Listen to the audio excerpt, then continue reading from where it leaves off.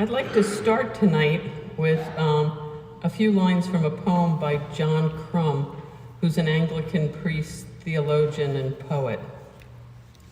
Now the green blade rises from the buried grain, wheat that in dark earth many days has lain. Love lives again, that with the dead has been. Love has come again, like wheat arising green. Tonight we gather to celebrate the Easter Vigil, which is the first service of Easter Day. All four Gospels contain accounts of the resurrection and the empty tomb. Tonight we heard Mark's version. Now I know I've heard this Gospel before, but having to prepare a sermon on the text made me read and think about it more carefully. And honestly, as in most of Mark's accounts, there's much to unpack in these 8 concise verses. Mark's account can be a bit confusing at first read. It is confusing because it's difficult to understand how the story could end in this manner. Did Mark intentionally provide what seems to be an incomplete ending to the resurrection story? The story seemingly ends with a moment of failure and disappointment. The tomb is empty. The women receive a message for the apostles to go to Galilee. But the last line describes the women as fleeing from the tomb in terror and amazement, and out of fear, saying nothing to anyone. What kind of ending is this? However, remember the writer is Mark. Throughout Mark's gospel, we seem to hear that those who are closest to Jesus, who should understand his ministry and tell others about him, just don't. Jesus predicts his death, and the disciples appear confused and argue about who will be the greatest in his kingdom. Those who should understand what Jesus is saying and doing just don't get it, and they fail to share the good news. Conversely, those who do understand what Jesus is about and accurately perceive his mission aren't considered credible. The demons cast out by Jesus know who Jesus is and recognize his power, but demons as credible witnesses? David Luce, Lutheran pastor and commentary author, points out that throughout Mark's gospel, the women have proved the most faithful of Jesus' disciples. Some have traveled with him and cared for his needs. They stood at the foot of the cross. But now Mark describes them as too afraid to say anything to anyone. So how do we make sense of Mark's account? Perhaps we need to start at the beginning of the story, at the first verse of Mark's gospel, to truly understand the seemingly abrupt conclusion to this story of the life of Christ. For Mark's opening sentence to this gospel is as brief and awkward as the closing verse, the beginning of the good news of Jesus Christ, the Son of God. Is Mark inviting the reader to pick up the story? Are we now responsible for sharing the good news of the empty tomb? For if it is only the beginning, we do have a part to play in the story. As Christians today, I think the part we are called to play has less to do with the historical case for the empty tomb and more with its meaning, its relevance for us today.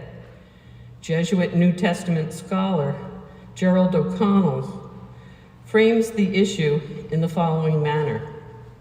The difficulty for many people may be with what does it mean, rather than did it happen. O'Connell continues focusing on what he posits as the real issue for believers today. What might the empty tomb of Jesus reveal about God and the divine activity on his behalf? To put it simply, how is God made known in the story of the death and resurrection of Jesus? And how does it call us to faith and action today? If we consider all the events of the last 3 days, O'Connell calls our attention to 3 notable contrasts contained in Mark's accounts: darkness versus light, absence versus presence, and silence versus speech.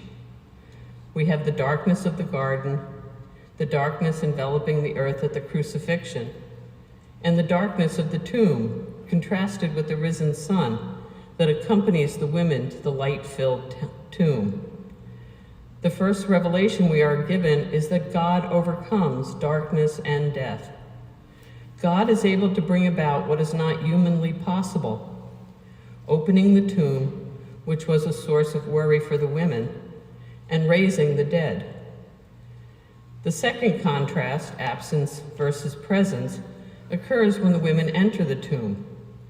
The women came to anoint the dead Jesus, but Jesus is absent. He is risen.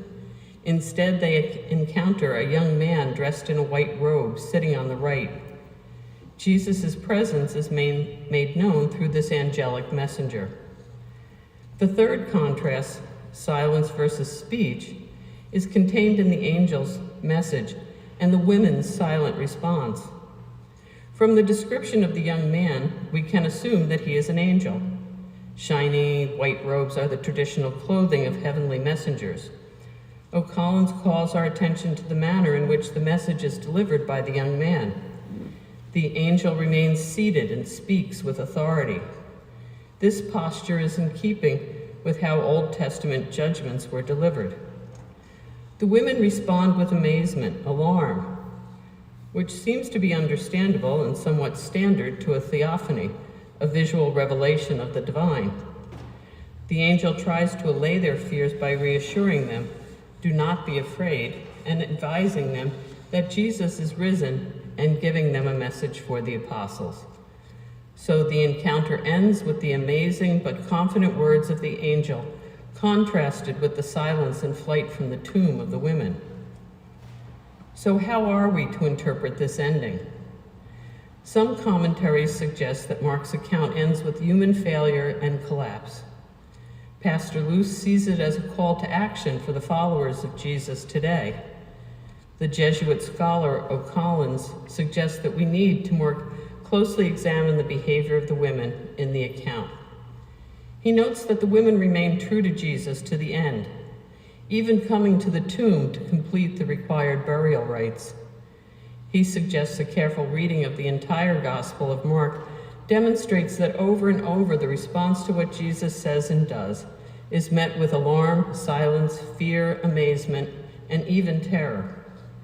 Jesus' teachings and miracles are meant to manifest that God is among us.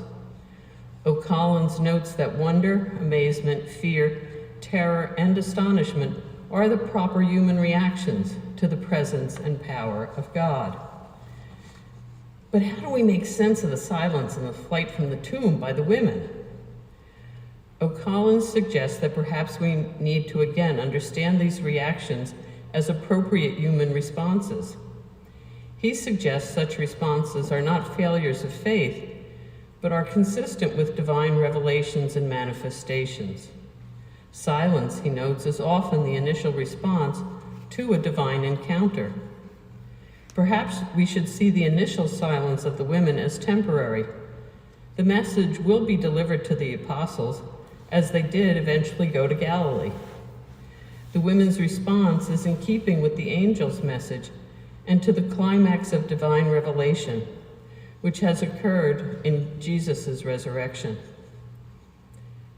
O'Collins summarizes Mark's 8 verses as, God has triumphed over evil, the divine kingdom is breaking into the world, and the victimized Jesus is finally vindicated as the Son of God.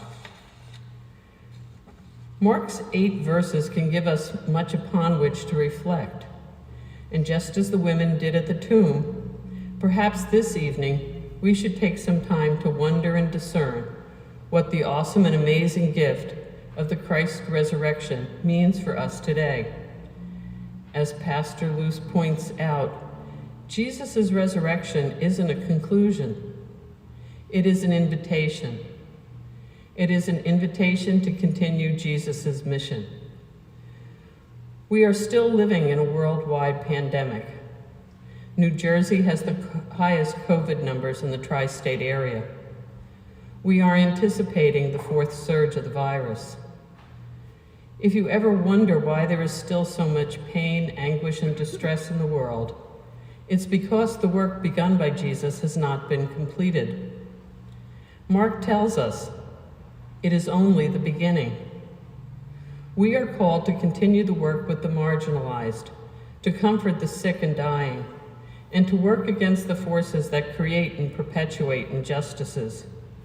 We are to share the good news of Jesus, which in his words, actions, death, and resurrection demonstrates that there is triumph over injustice and death. It is only the beginning. Amen.